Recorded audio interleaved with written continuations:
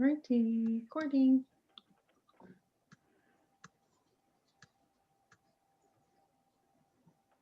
All right. Welcome, everyone. Good morning, everybody. Morning. Hope How's you've it got a going? nice Chris. big barrel aged stout to start Ethan. this morning. Hello. Not Ethan. Another exciting day of hours of Zoom meetings. Yay. Welcome to the now. No shit, huh? Yeah. Well, welcome everyone to day 3 of the New York State Craft Brewers Conference presented by DWS. We are excited to have you here. Thank you, Chloe. If you guys wouldn't mind, just a couple things before we begin. If you wouldn't mind signing in the attendee sheet, we're trying to keep track of how many people are attending each session. I also want to thank our Wednesday presenting sponsor, Magline Hand Trucks. The association actually has one of their hand trucks. It's awesome. Highly recommend looking into them. I also want to thank Wednesday session sponsors, Ironheart Canning, Precision Fermentation, and Drink Takes. Thank you guys so much for supporting the industry. Really appreciate it. And just a couple of housekeeping rules. Please keep yourselves on mute unless called upon with a question. We will be taking questions periodically through this session. If you do have a question, just go ahead and put it in chat, and when it's time, I'll call on you. And we'll be posting quite a few links throughout the entire session. So if you feel like you missed anything or you want more information, don't hesitate to email me, or you can go ahead and just shoot me a message in chat and I'd be happy. With all that said, I'd like to welcome you guys to Building a Barreled Age program with Eric Salazar. Hi, Eric. Thank you. How's it going? Good. I just want to talk a little bit about you because you're very impressive to the industry. We're lucky to have you here in New York State. So just a couple of things about Eric. Eric began his career in New Belgium in 1995, where he fell in love with creativity and enjoyment of beer making. Over the course of his time there, he was a part of every aspect of the brewing process.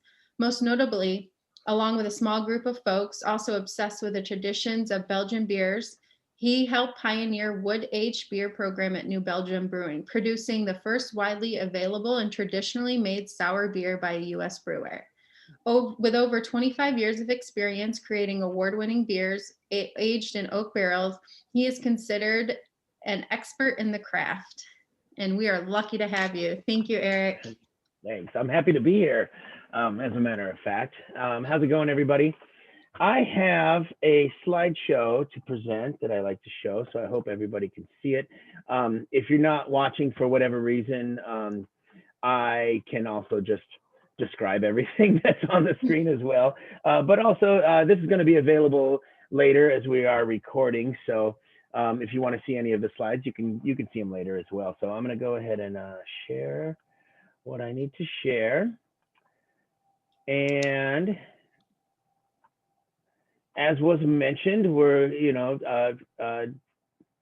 you can ask questions periodically, and we'll be stopping to answer those. I like to do things as a. Can you guys see my screen? Am I doing this right? Probably not. Yes, we are. Okay, and are you seeing the slideshow presentation? Yep, we can see it all. Yep. Perfect. Cool. All right. I like these things to be more of a conversation. So I think if things come up, please feel free to ask a question. And that way we can cover what we need to cover as things go. So first of all, thanks for coming. Thanks for being here. I am happy to be in New York State. I feel like New York State is on the verge of really coming into its own. You know, we've seen a big explosion of breweries recently here, and of course, you know, I moved here, so that was something that I took into account when I moved here. Was, you know, what's New York State like as far as brewing goes? But you know, I would like to say one thing is that wouldn't it be neat if New York State was considered a destination for barrel-aged beers and wild beers and this sort? I think that would be really cool. Maybe I say that because I am here and, you know, that's my own personal needs, but I I really think it'd be a really neat thing if we really just banded together and started to produce sour beers and produce barrel aged beers and really, that's why I'm here. You know, that's why I like to share all this information. So without further ado, let's get started. Make sure my slideshow is working here. A little bit. Let's go back. Sorry. Origins of wood aged beer are really just the origins of brewing in general. Of course, 10,000 BCE, beer really kind of starts in, farming starts in Kurdistan, and domestication of grasses. You know, that produces early fermentation. You know, who's to say whether it was an accident or not an accident? Of course, it was probably an accident, and then somebody cultivated it from there, as is the way with anything interesting. Early storage vessels were probably clay, and maybe even just a hole in the ground in some cases. But then along comes this really neat vessel called a wood vessel, a wood barrel. They found that they can keep liquids, they keep all kinds of stuff in wood vessels. And that really is the beginning of wood age brewing, right? For us now, fast forward to the now, the Europeans really carried this tradition through the Dark Ages, which I consider to be the last 100 years or so of wood age brewing. Now, there was a time when other types of vessels started to take over how beer was made and how beer was stored. And of course, we started to use stainless. We really largely forgot about the wood vessel over the last 100 years here in the United States and here in the Western Hemisphere. But the Belgians kept that tradition going. So thankfully for them, we are able to use what they've learned over, or what they've kept alive over the past 100, 200 years, and then, you know, beyond, and use that tradition to move forward. Thank God for the wine industry, right? Because when we were starting out doing these sour beers and starting to get back into aging beers in oak vessels, we really relied heavily on the wine industry. The wine industry was, you know, they had oak barrels that were not being used anymore, and they really didn't have any idea what to do with them afterwards. They were a little bit confused when we came knocking on their door asking for their old foeders and asking for their old barrels. In those days, you could get an oak barrel for next to nothing, if not free. I remember we traded beer for our first foeders at New Belgium. So that goes to show you how it used to be. Nowadays, and they know what's up, and they'll sell them to you, and you'll get them for, you know, they won't be that expensive, but still they're a lot more expensive than free. So thank God for the wine industry. Of course, spirits always had our backs with that, where that's concerned as well. We had to start figuring out that we wanted to put beer into whiskey barrels as well. So now we have this tradition from the old days that we carry forward, and we're all set to make it our own. So the wine industry, of course, having these old foeders, I can tell you a few stories. You know, we walked into some wineries in the old days asking for barrels and asking for foeders, and they were genuinely confused as to why we wanted barrels. When we told them, they were like, "Oh, that's neat." And I remember one time we were actually asked to leave because when we informed them that we were using wild yeast, Brettanomyces in particular, they assumed that we had Brettanomyces all over our bodies and would then infect their entire wine production. We were asked to leave, and they said, "Next time you guys want foeders, why don't you just call?" And it doesn't really work like that for us, but we did buy foeders from that company, and we still produce sour beer at New Belgium with those foeders. So spirits producers. Now, I mean, of course, these guys are great. They take care of everything. They take care of their barrels. The aroma profiles and the flavor profiles available from spirit producers are varied, wide.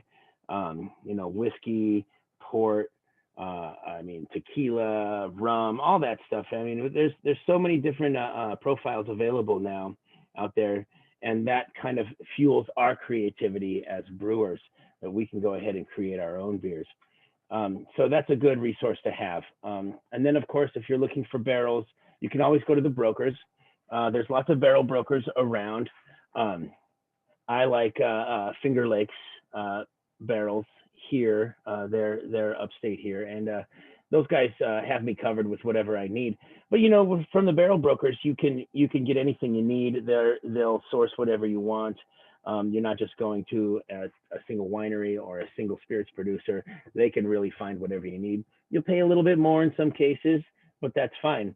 I always say, you know, in any of these situations, when you're looking for barrels, make a relationship, you know, get to know the people you're getting these barrels from, get to know their product, you know, make friends.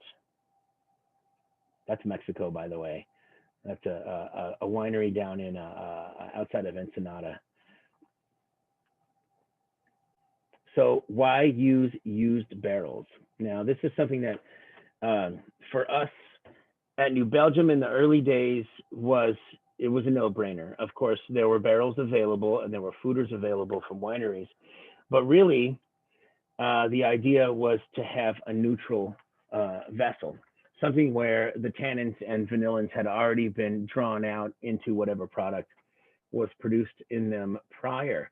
So that was giving us a neutral vessel, and we were able to inoculate that with whatever we needed. Of course, tannins are astringent in flavor profile, so that can change the flavor profile of your beer. But they're also antimicrobial.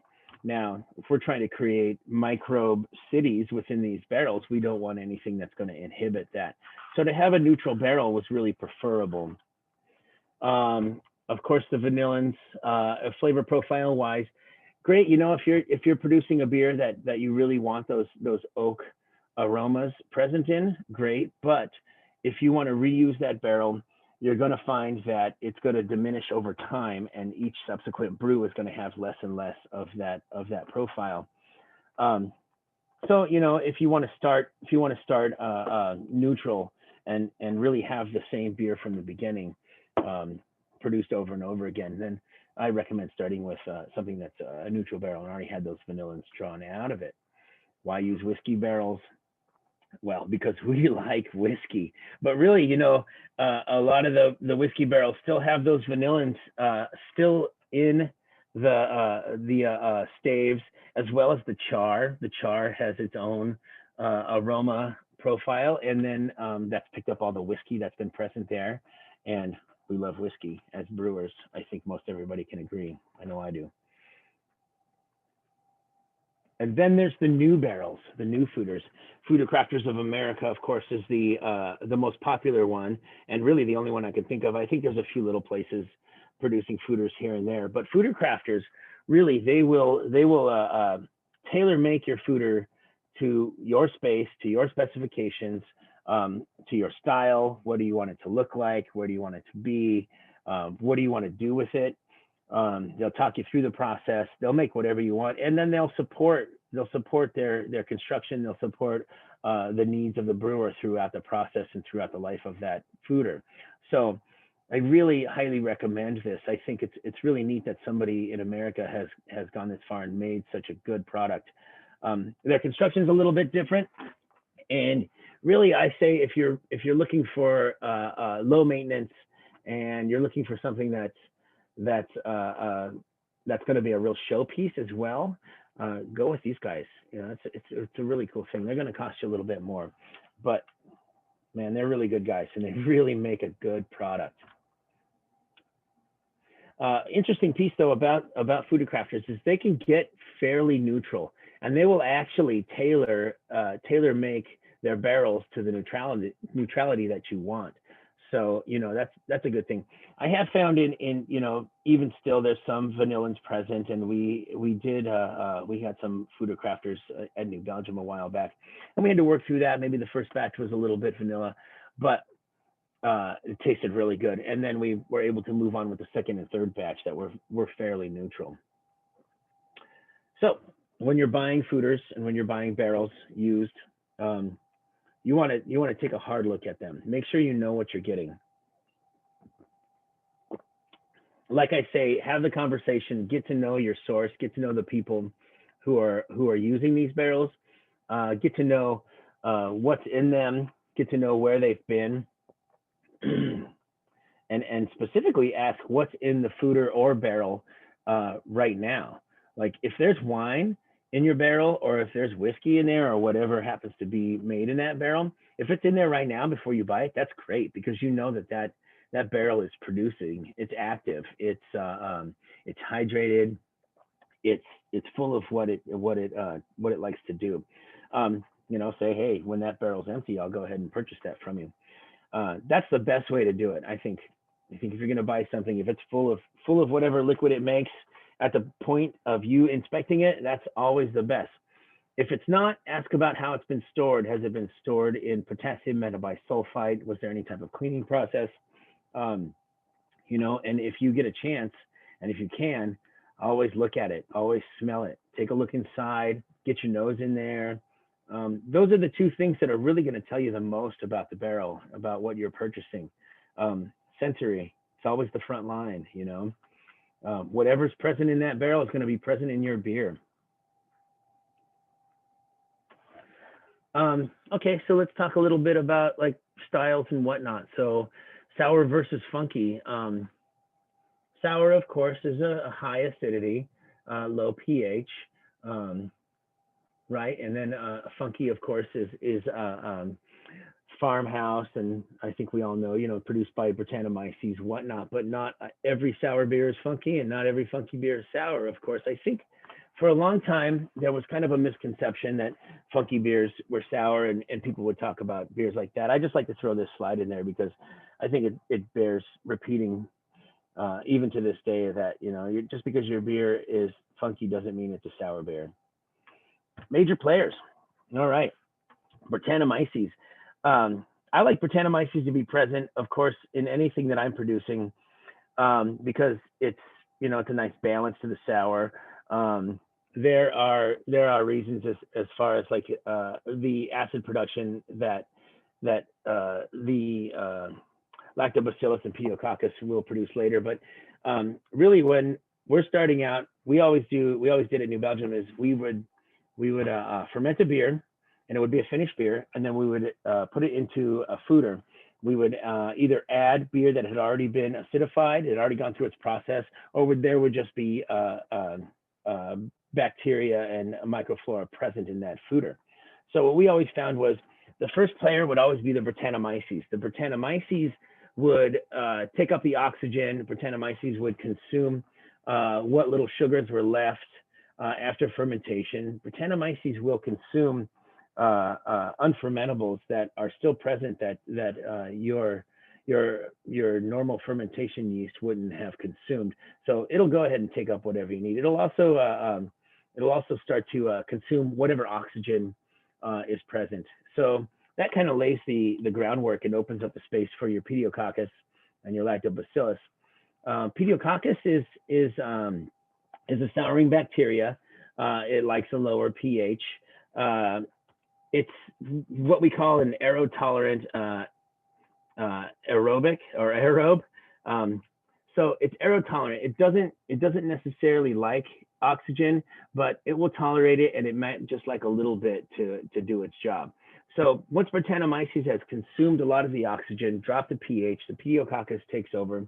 Pediococcus can produce some diacetyl and, you know, some off aromas that you don't like, but the Brettanomyces, if it's present and strong enough, will actually take that up and help to consume some of those compounds that are, you know, that you don't want in your sour beer. With the road laid by those two players, lactobacillus is really ready to take over. Lower pH, still less oxygen, of course, but even with a little bit of oxygen, lactobacillus really thrives. Now, this is why we're in wood. Wood allows just a scant amount of micro oxygenation through the staves, and this feeds the lactobacillus ever so slightly. The lactobacillus, of course, then produces your lactic acid in higher amounts. Lactobacillus can produce a much cleaner, I guess they've called it maybe just a little bit more mellow sour, not so crazy as Pediococcus. Pediococcus has a lot of other flavor compounds that come along with it, but this will kind of set the stage for it. I think Lactobacillus is really your major player for your sour beer. Of course, I always like balance, and I think the Brettanomyces, some of the aroma compounds and esters that it's producing can balance that out a little bit, add a little bit more depth to your beer.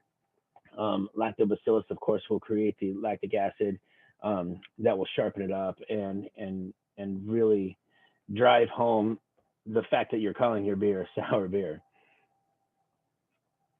Sources for microflora.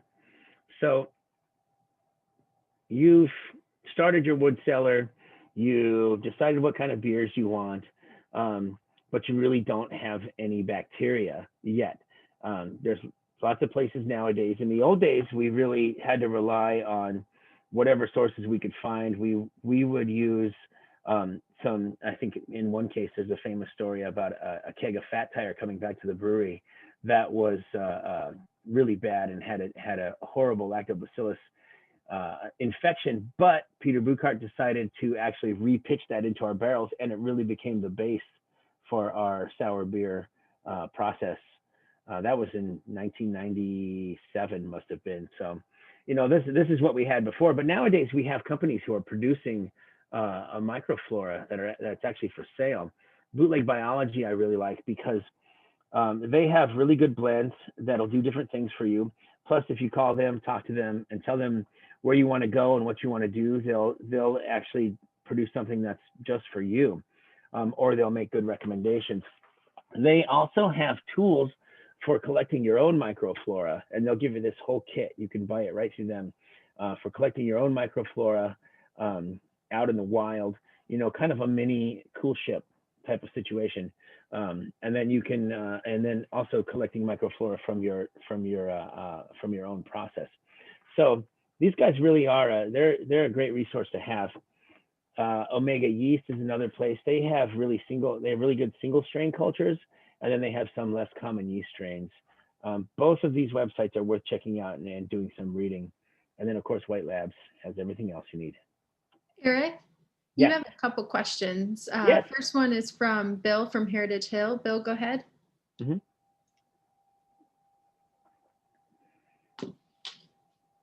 I think I turned this thing on. There You go. got it. We can hear you. We can hear you. I can't quite pronounce how to say this. Acetaldehyde,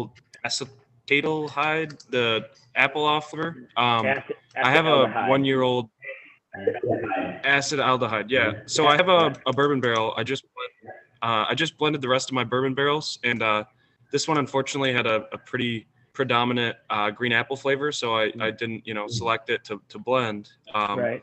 I was wondering, will Brettanomyces consume that? Because I would be happy as a clam to put Brett in anything, but if I could make something out of it or dump it, I didn't know really the right direction to go with that.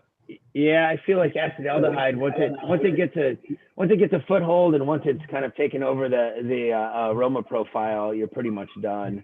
And depending on how heavy it is, I think it's probably the best idea is to exclude that from anything. Hate to say it, right? Yeah. I just didn't know. I couldn't find anything in Milk the Funk, and it's not super predominant, but I already blended the other ones, and I set that one to the side to kind of try to figure it out. But I hate to say keep it going. I think in cases like that, a lot of times it's just best to cut it loose, call it a day. Now I can switch into another sour barrel. So win-win. Right. Thank you. Yep. Awesome. Your next question is from Tony from Lucky Hair. Tony, go ahead. Cool. Yeah. Do you ever supplement the Brett, PDO, and Lacto with Saccharomyces maybe after those bacteria have already started? Yeah. There's blends available that have all of those players that you can actually pitch. But there's several ways to go about that. Even you can do it like that. You can bring it all together. What you do is you run the risk of pH being too low. You also run the risk of like Brettanomyces just essentially taking over ester profiles. What you can do is you can produce another beer, another sack beer, and then blend them together, let that go through normal fermentation, and then taste the two beers and decide what ratio you want to blend those together to create the profiles that you want to do. I'm a big fan of blending. I'm a big fan of like producing several different beers and then going through and tasting each one of them and then deciding how much of each one I want to include in my final product. Awesome. And then you have a question from Ethan from CBW. Ethan, go ahead. Hey, Eric. So I was just wondering if you've experimented at all yet with Kveik yeasts as the sack yeast in a barrel, barrel finished beer, be it a funky or a sour or wherever you're going. I have not, but that's definitely on my list. I just started a wood cellar with Strange Bird Brewing here in Rochester, and like that's my next project, as a matter of fact. Yeah. Do you think there are any considerations because of the unusual nature of that yeast, or are you just gonna blow through it like you normally would and then rack to a barrel? I mean, that's always my plan, is to just give it a go, use what I know, and then learn my lessons afterwards. It is, from what I've seen of that, yeah, there might be some considerations to make, but I haven't seen anything that's going to make me change how I would go about the normal process. Okay, cool. Well, I'm anxious to find out what you learn. Yeah, I'll let you know. Cool. Awesome. Thank you. Right on. Anything else? We have another question, but it's more blending. So when you talk more about that, we'll touch base with that. I got some blending coming up. Right on. So sources for microbiology, of course, the cool ship.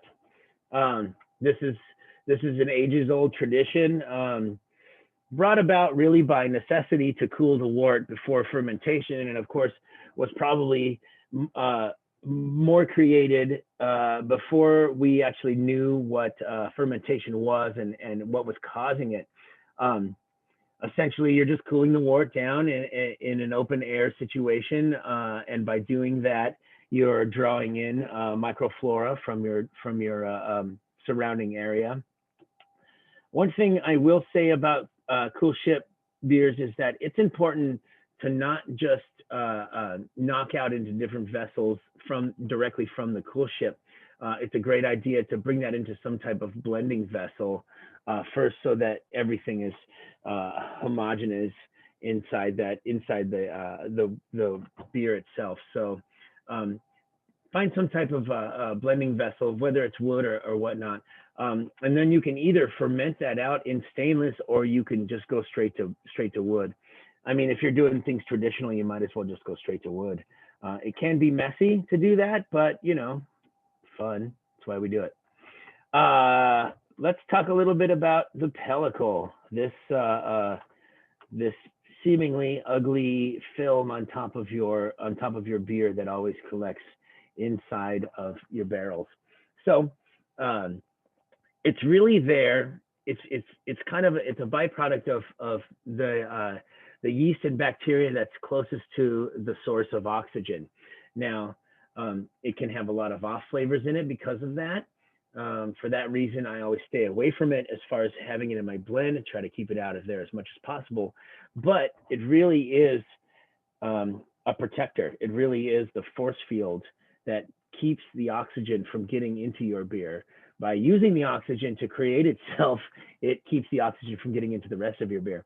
So it could be said that you will have a healthier beer for having had a pellicle, and if you have a healthy beer, you will create a pellicle. So it's this thing that's really necessary. And you can always really judge the healthiness of your beer at a glance by seeing if there's a pellicle. I don't necessarily recommend opening up your barrel all the time, but every so often it's not a bad idea just to see how your pellicle is coming along.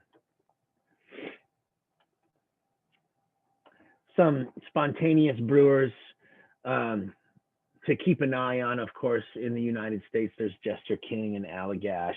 And then around the world, there's Girardin and Frank Boone and Cantillon, of course. I think I just wanted to include this so you can go out and taste taste what you're going for if you're planning on doing a spontaneous fermentation. So I want to talk a little bit about the process that we would do at New Belgium, and I touched on it earlier. And I mentioned that we would do a full fermentation prior to acidification. We would do that fermentation with lager yeast. And the reason we would use a lagering process is for low ester production.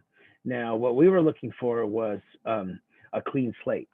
When that beer would enter the barrel and enter the acidification process, we wanted as little input from the normal fermentation process as possible so that we could have all of our players in the final product be present in the barrel.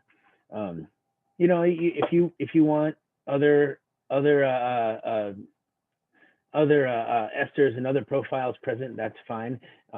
Like the question was asked, have we used SAC post? No, not really. But I mean, I have done blends with Saccharomyces beers and come up with the flavor profiles that I wanted to. And like I mentioned, we did a sour stout.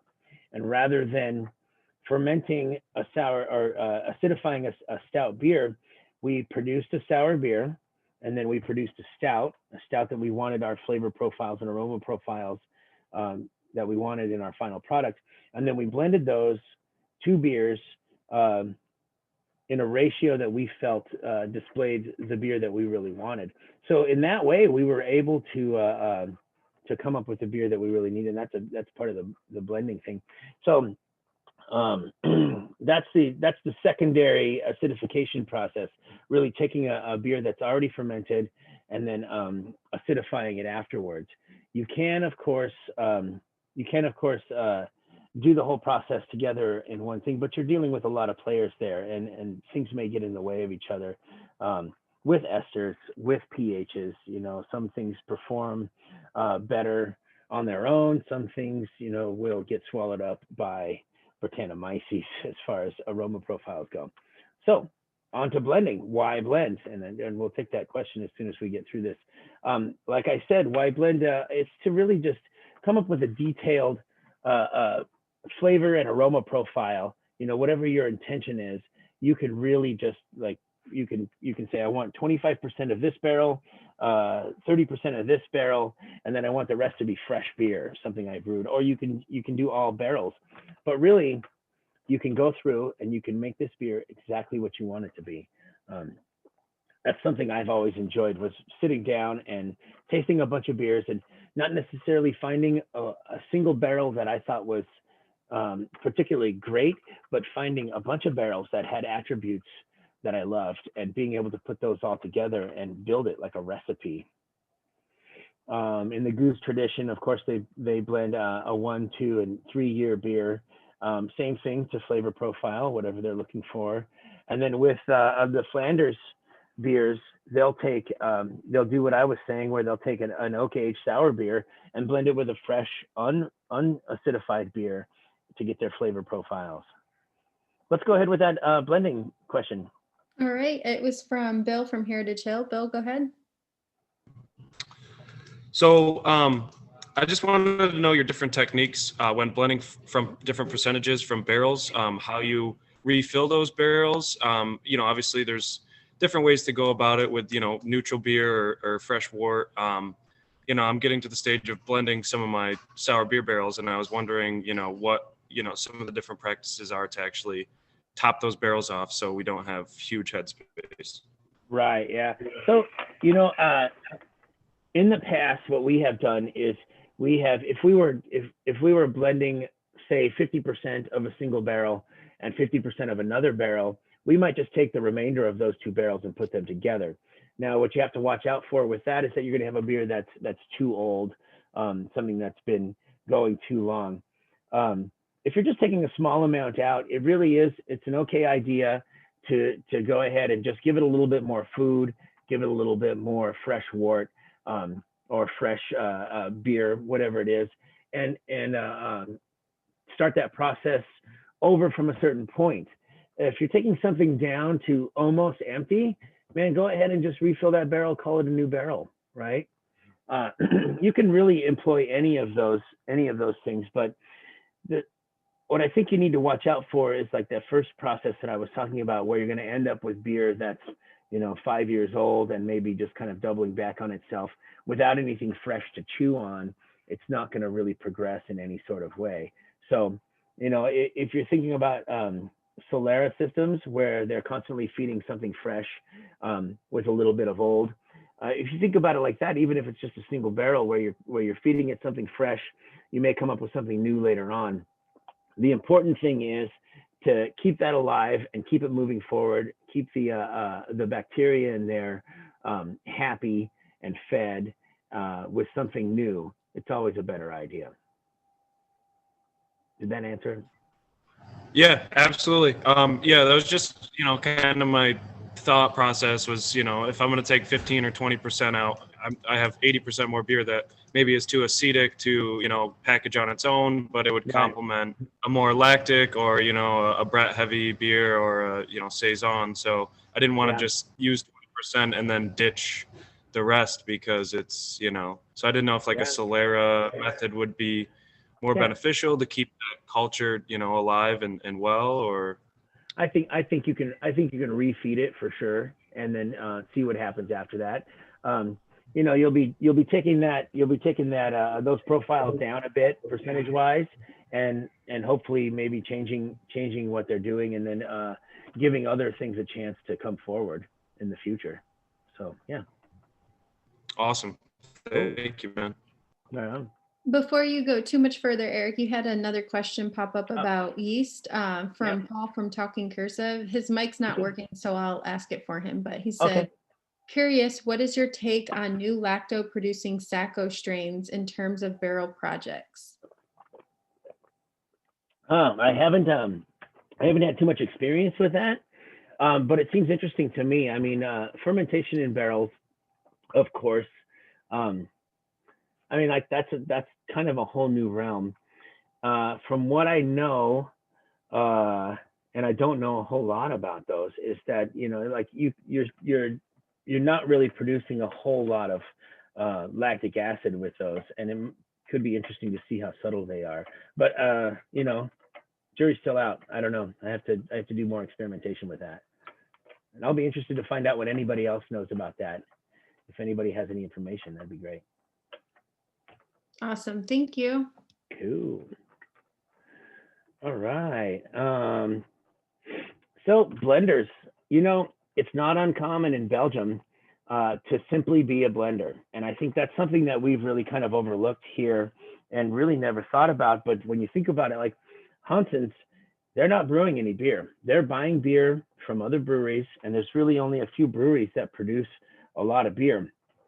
There are a lot of blenders in Belgium. So they're buying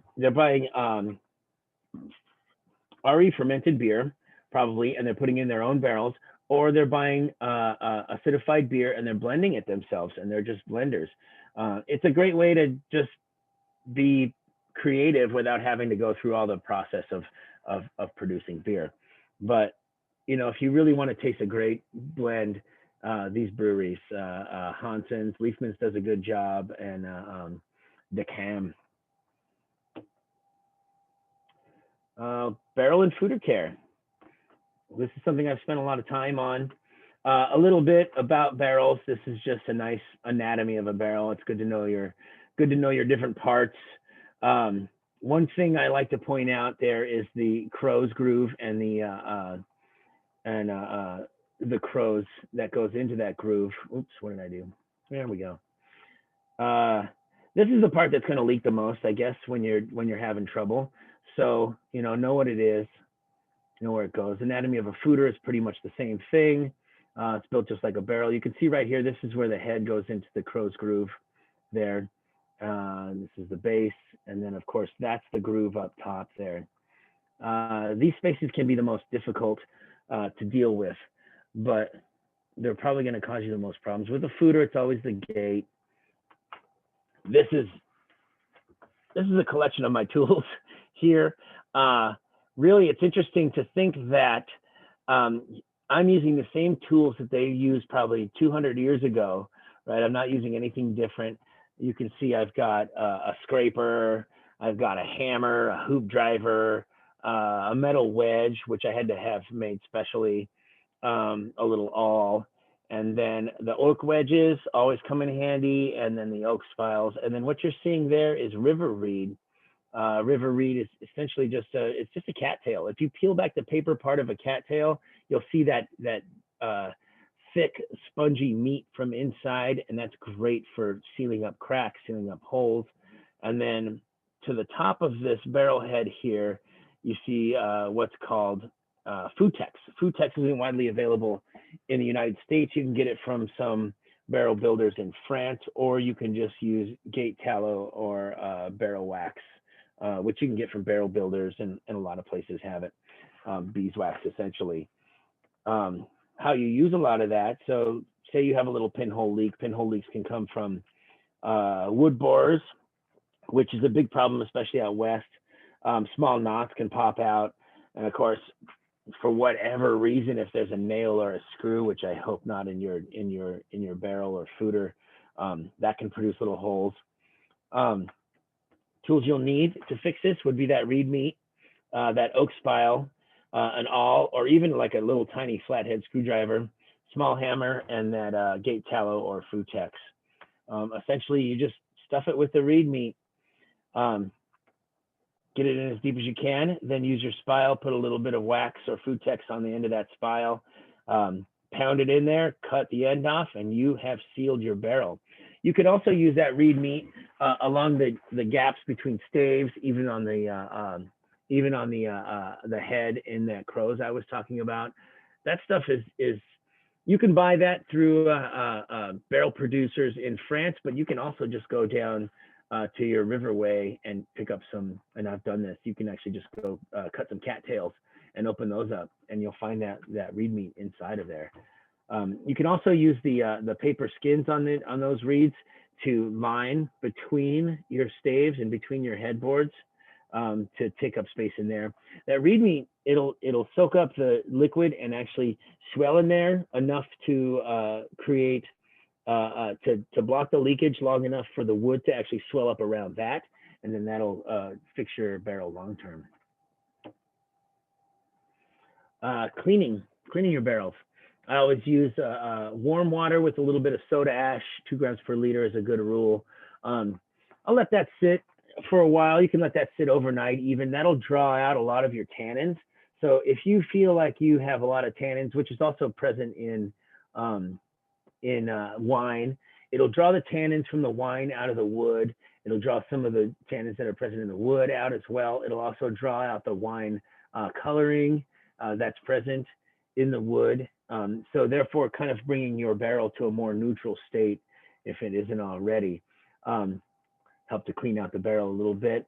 Rinse with cool water, and then fill with cold water and a citric acid solution. This will neutralize that higher pH of the soda ash. Drain that, rinse that, and then fill with a potassium metabisulfite. This is kind of the sanitization step in your barrel cleaning.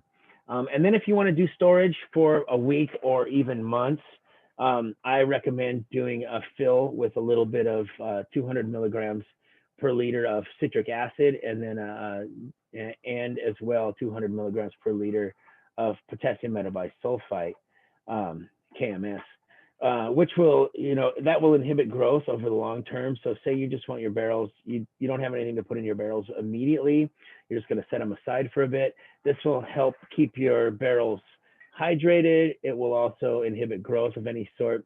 Important note though, you're going to have to go in there and smell that every so often, maybe once every 3 weeks, once a month maybe, just to make sure that that hasn't turned to swamp water, because it will.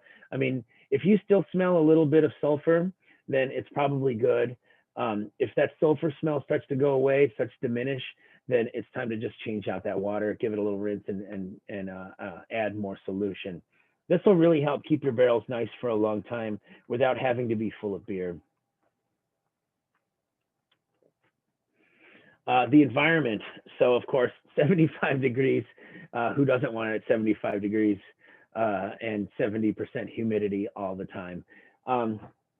You know, I've seen spaces that will vary widely. Of course, in the wintertime here in New York, it's pretty dry, and in the summertime, it's really humid. So you know, you're going to have that bounce around. You do risk when it's dry, you risk a little bit of leakage, you risk oxygen uptake. What I recommend, if you can't afford, and you know, this is the simple way to do it, one of those fancy humidifiers, I recommend just taking some warm water and spraying it in your wood cellar. Just spray it on the barrels, maybe once a day. Just do a quick rinse. Don't soak everything, just give it a mist. And that should bring your humidity up a little bit. You can go to the Home Depot and buy one of those little humidity sensors that's just set up on your barrel, and you'll always know what you have. But it is important, like I say, if you let your barrels dry out too much, you will get some oxygen uptake in the beer, in the oxidized beer. Hey, Eric, yes. we had a question from Nick about cleaning the barrels, and yes. You want to go ahead and ask your question? Hey, what's up, man? How's it going? Good. Long time no see. I was just wondering about your thoughts on burning those sulfur rings or the sulfur strips in post-rinsed barrels for storage. Yeah. You just said that not to store them dry for as long as possible. Yeah. What are your thoughts on using those? I don't store dry, but yeah, I don't like those things. And I'll tell you a story. We actually used to use those in the large scale fooders at New Belgium, and they just create a really noxious gas. Gas is horrible. I mean, it will do damage on you.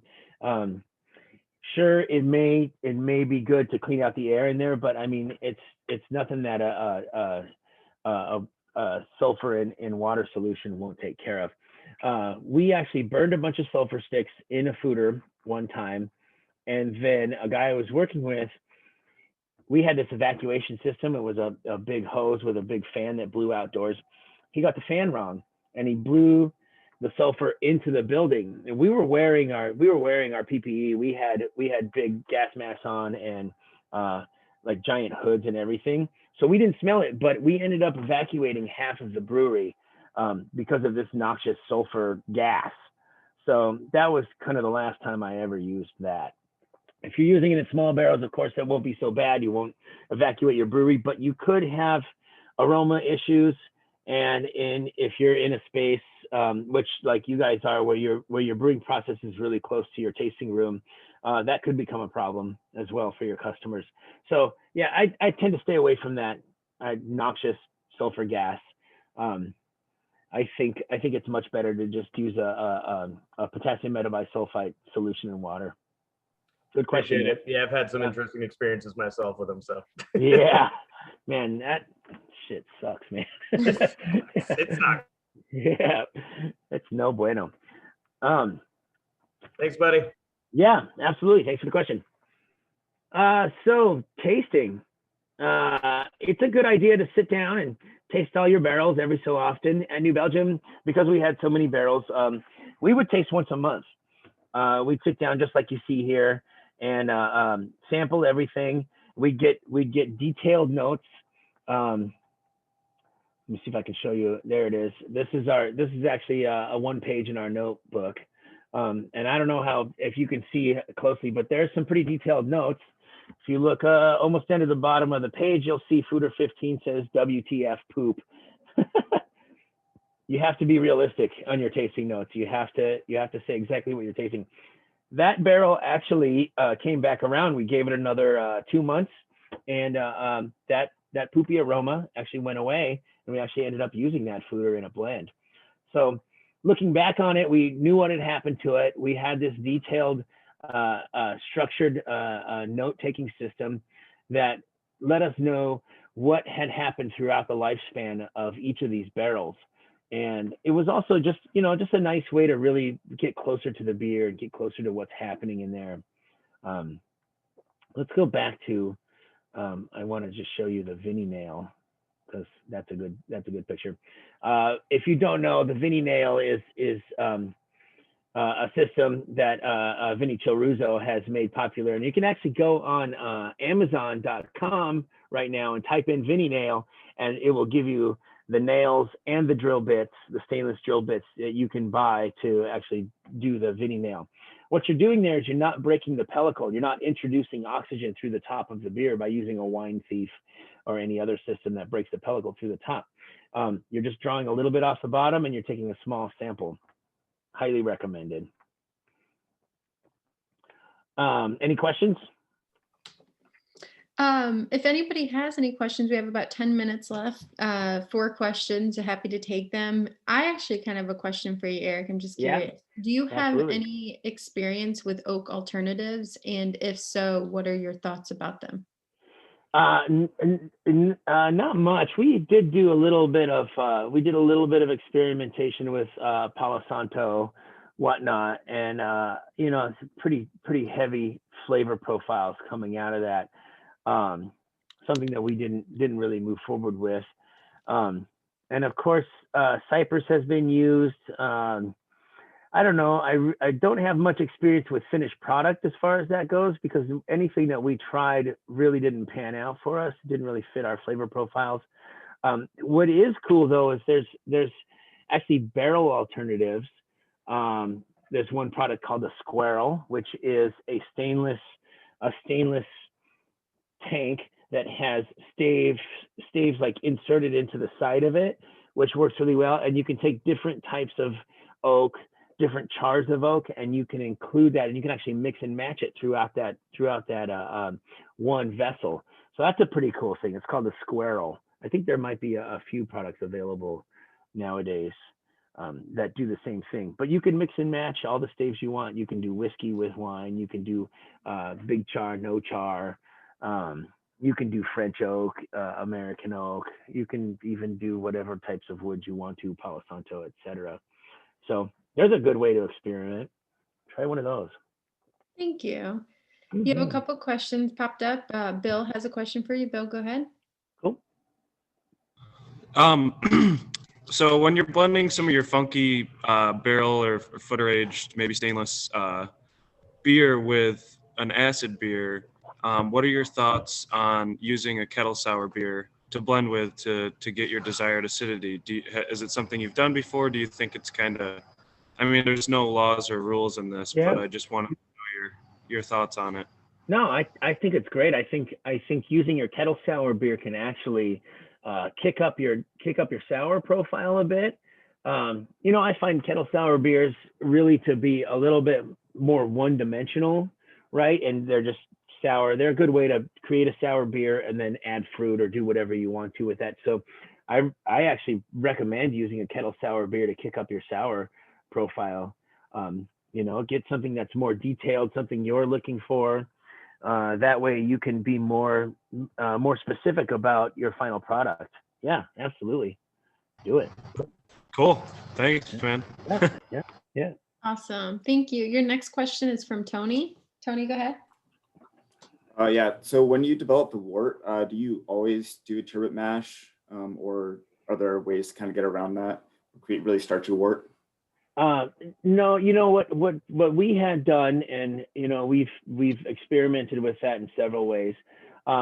We ended up at New Belgium. We ended up with just a malt profile that included C80, a certain amount of C80, so that we were carrying over some unfermentables into that final process. Now, if you overdo that, then you're going to end up with too much going on in that final product. But a little bit of caramel malt or anything like that, carry over a little bit of unfermentables is a good idea. You didn't use unmalted wheat or oats? We have used unmalted wheat. We didn't find it to be too advantageous, especially in the amounts that we were producing. We were producing large scale, large format stuff. But yeah, a little bit of C80 went a long way for us. And then we made adjustments based on what we were getting. And that's the other thing is, like, when we were doing these things, it would take years before we would have the final product and would know exactly what we needed. So we'd make adjustments, but they would be years apart. And we finally ended up with just a nice addition of C80. would really do the trick for us. Great, thanks. Yeah. Awesome. You have a question from Erica? Erica, go ahead.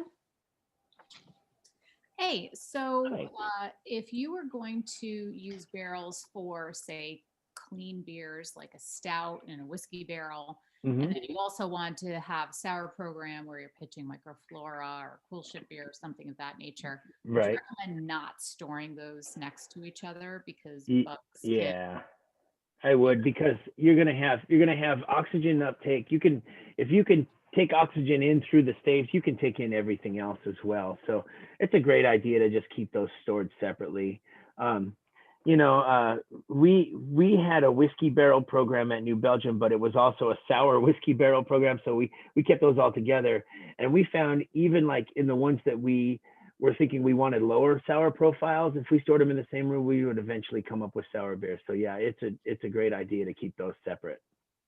And when you say separate, do you mean literally a separate building or like across the room from each other, or?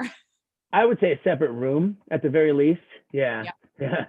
Yeah. So maybe a wall and a door between them is a good idea. Yeah. Okay. Yep. Thanks. Yep. Awesome. Any last minute questions, guys? We have about a couple more minutes. I will go ahead and do my spiel. If you guys have any questions when I'm done, feel free to ask them. But thank you all so much for joining the session. We really appreciate it. Thank you, Eric, very much. You learned a lot. It's great. I hope that everyone I'll see you at the next session at 11:30 at the Connected Brewer, real-time fermentation monitoring. And I hope that you guys, if you haven't already, subscribe to our YouTube channel, the NYSBA YouTube channel. You can visit and watch all these sessions you might have missed. So thank you all very much. Have a great day. Thanks, everybody. Cheers.